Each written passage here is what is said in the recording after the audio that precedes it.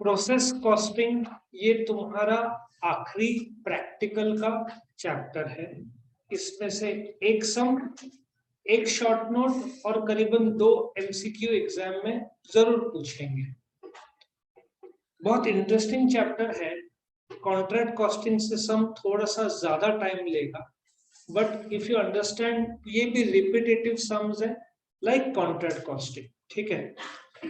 But इसका तुमको सिर्फ 20% है।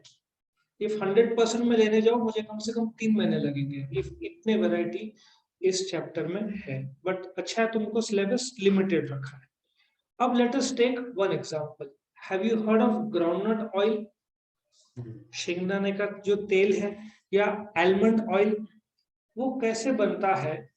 कंपनी शेंगदाने खरीदती है, फैक्ट्री में आता है।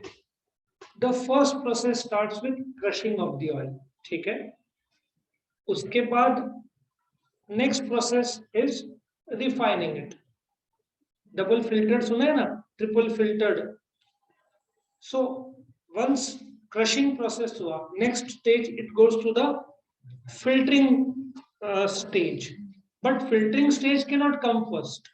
पहले क्रशिंग प्रोसेस होगा, फिर फिल्टरिंग स्टेज होगा, और third packing. I must say 3 process, there can be 30 also in certain cases.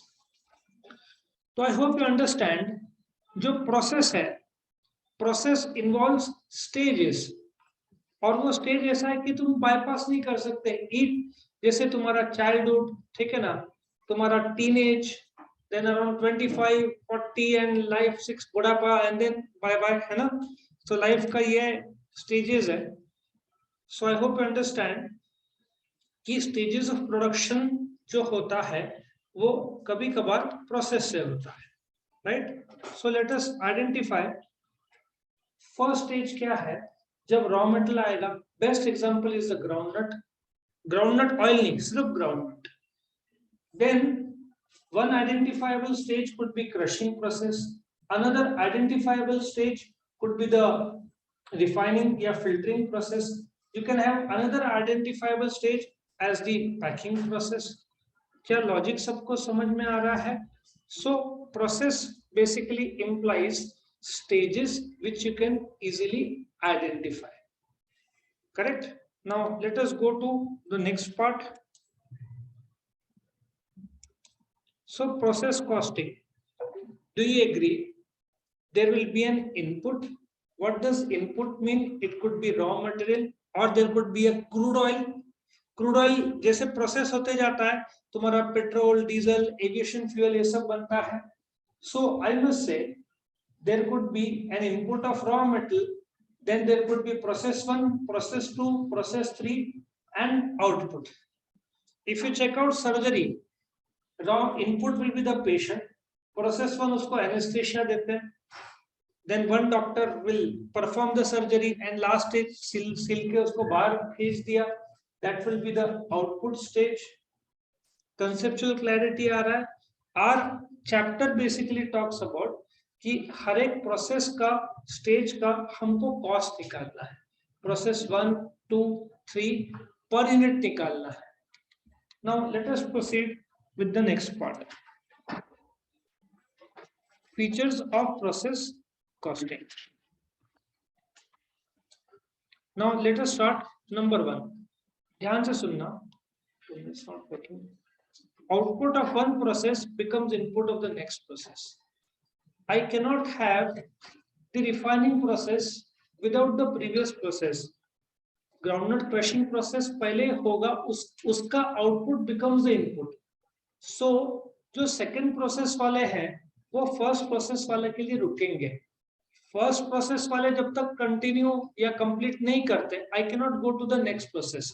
तुम्हारा ऑटोमोबाइल में वैसे तो मल्टीपल प्रोसेस होता है, बट जो असेंबली लाइन है वो जो सीक्वेंस में जाता है, पेंटिंग नॉर्मली एंडिंग की तरफ आता है. You can not get the things painted right away और फिर उस पर काम करेंगे. तुम्हारा घर का भी, if you are to do interior और आर्किटेक्चर का जो भी करना है, painting will always come last, क्योंकि जब ठोका ठोक होता है तो दीवार क्रैक्स होंगे. तुमने स्टार्टिंग में पेंटिंग कर दिया, फिर वापस उसमें प्रॉब्लम होगा.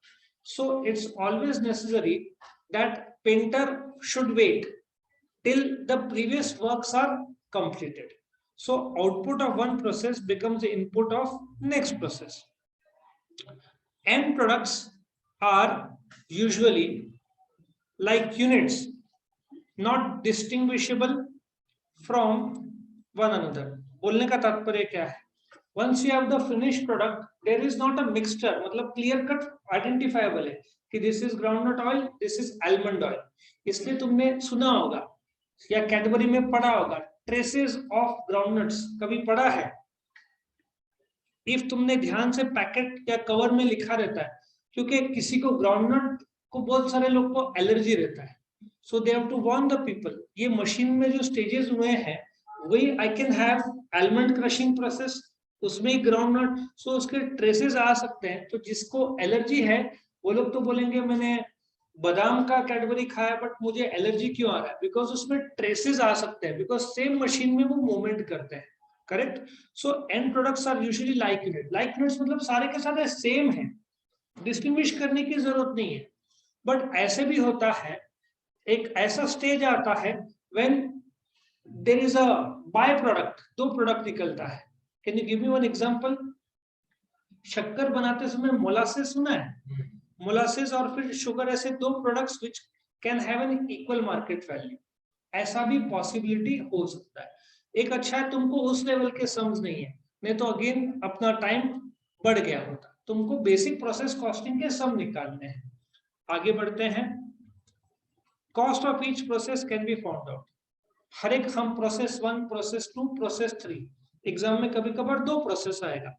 इन major cases there could be 3 processes. हम दोनों सॉल्व करेंगे, 2 प्रोसेस वाले और 3 प्रोसेस वाले sums. Now coming to classification of loss, ये बहुत इंपॉर्टेंट है. By very nature process costing बहुत इजी चैप्टर है.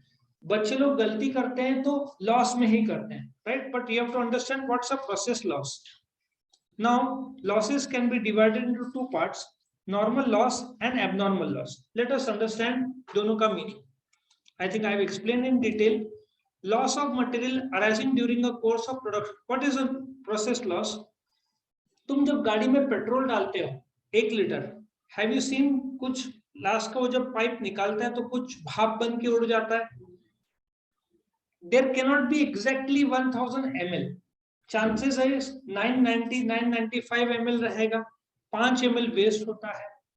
तुम ये जो बेंचेस बनाए होंगे कारपेंटर ने, लकड़े का साइज नॉर्मली ये रहा होगा, तो यहां से जो कट करेगा तो दिस पार्ट इज गॉन, और वो जब रब करते हैं तो जो कचरा निकलता है वो भी तो वेस्ट है.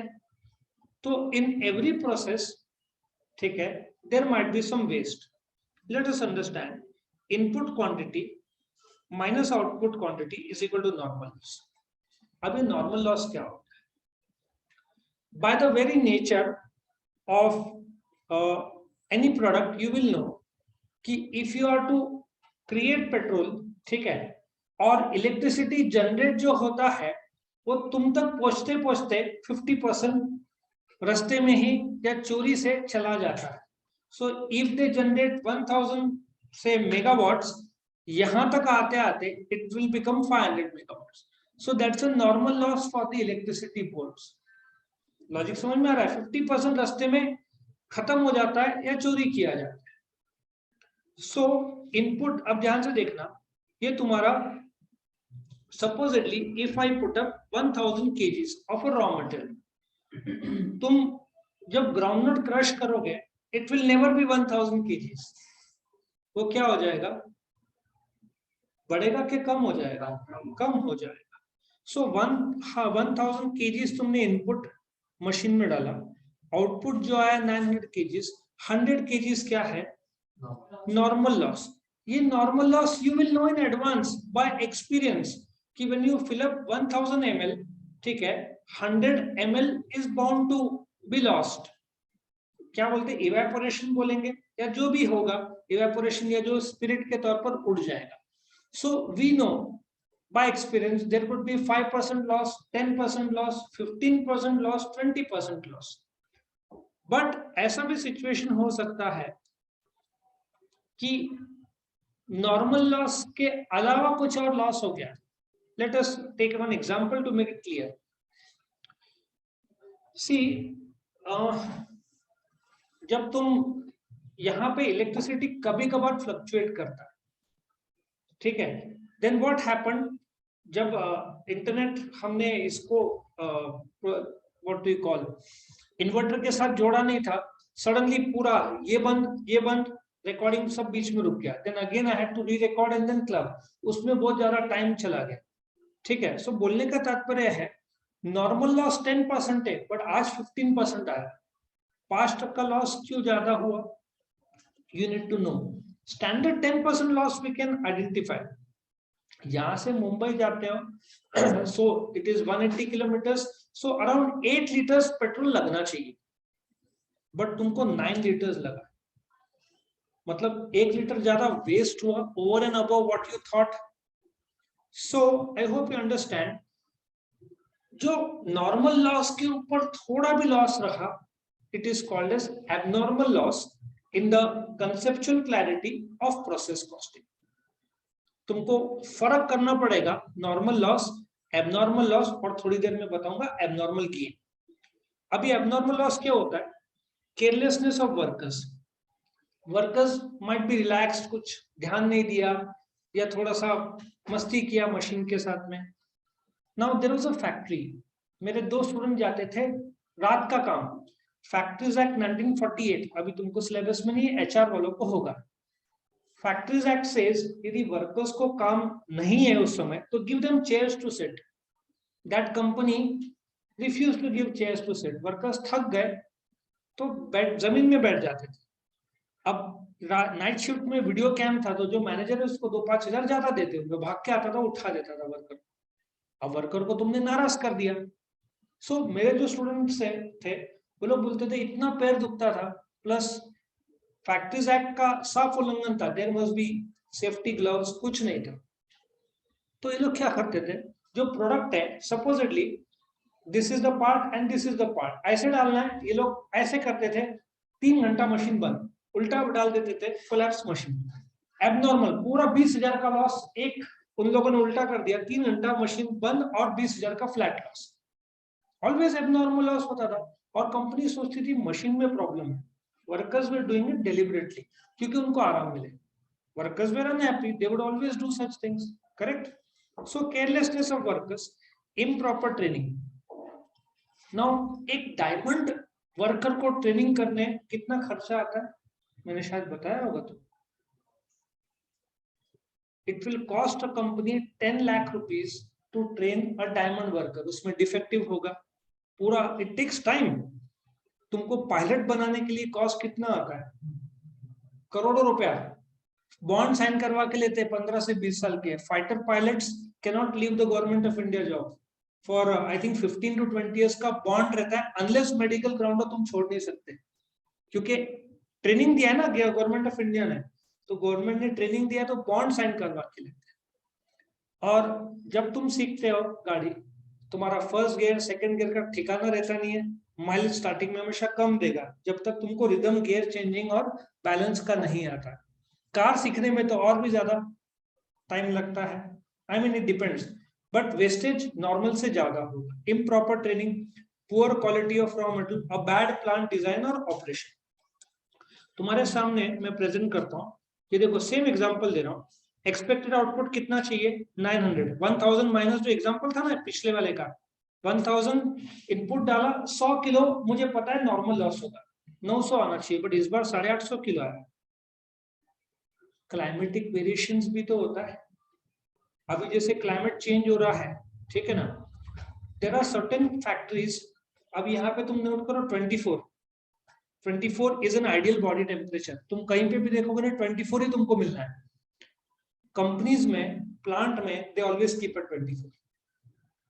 24 से जरा सा कम ज्यादा हो गया प्रोडक्ट, ऑफ कोर्स अलग अलग प्रोडक्ट्स में रिक्वायर, ह्यूमन कंडीशन के लिए 24 is supposed to be an ideal thing which they say, but product को वो टेम्परेचर में रखना पड़ता है. कभी कम ज्यादा हो गया ना तो प्रोडक्ट खराब हो जाता है.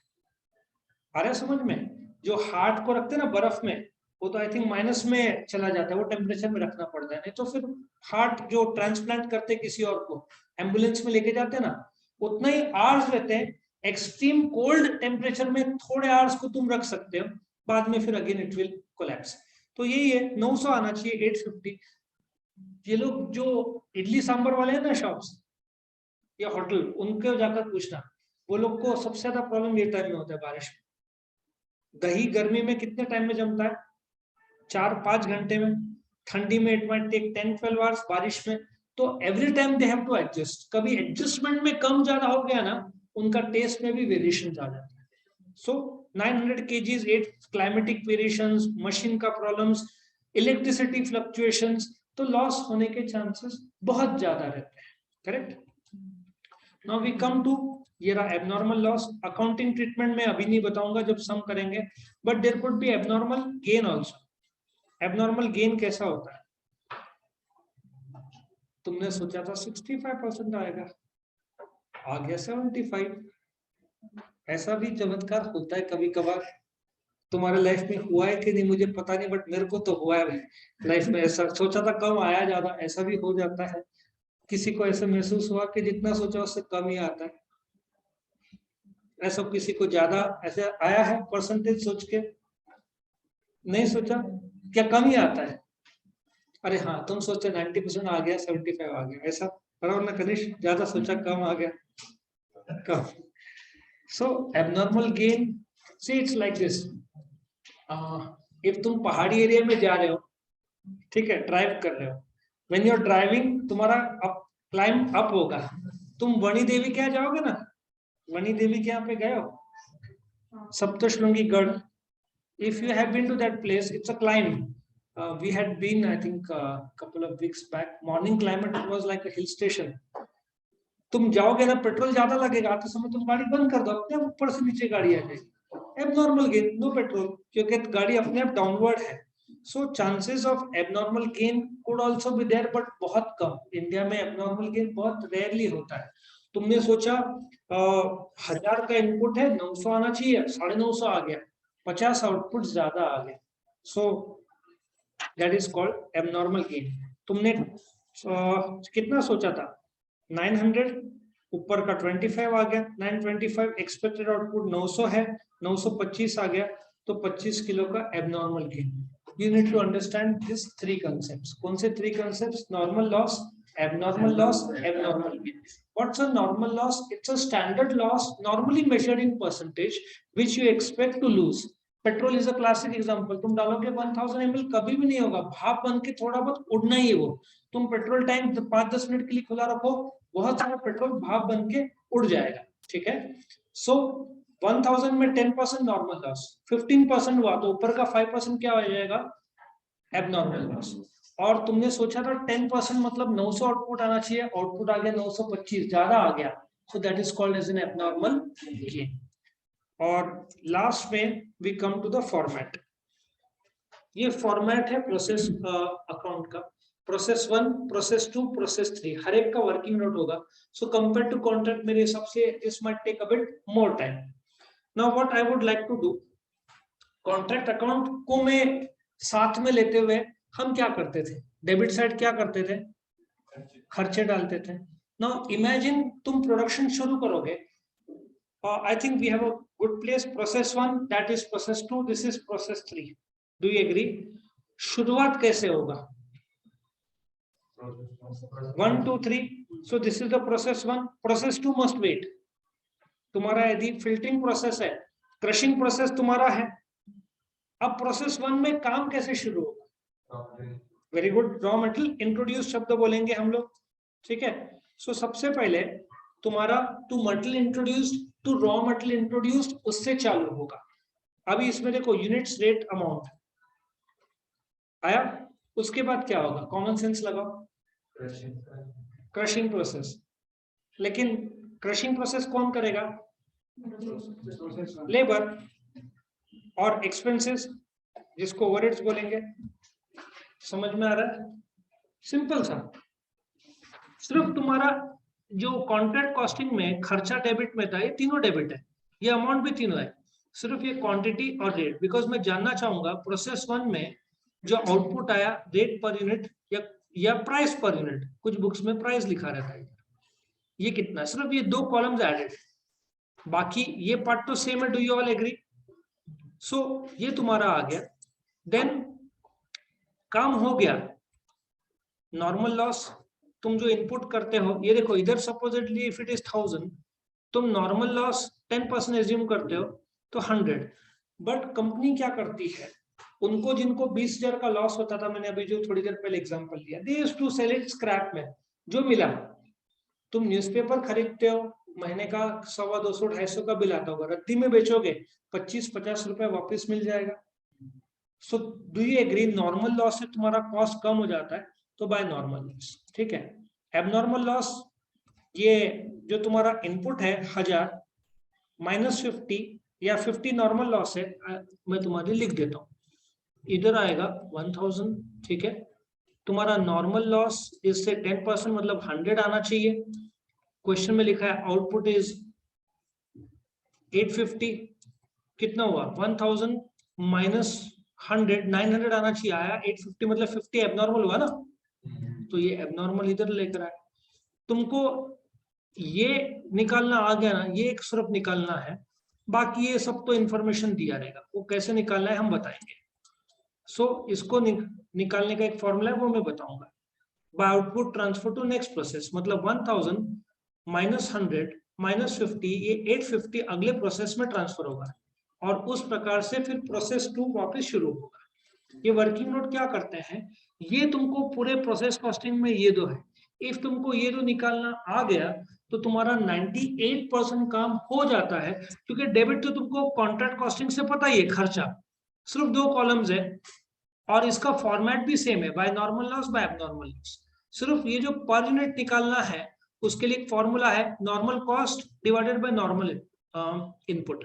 नाउ मैं क्या करता हूँ, ये फॉर्मूला बताने के लिए एक इजी स्टूडेंट को टेक्निक बताता हूँ।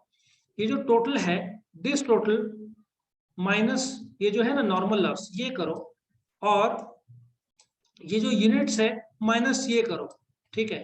फॉर एग्जांपल ये 10,000 है तुम्हारा टोटल, ये तुम्हारा 1000 है, सो कितना बचेगा, 10,000 -1000, इधर आएगा 9,000, ठीक है।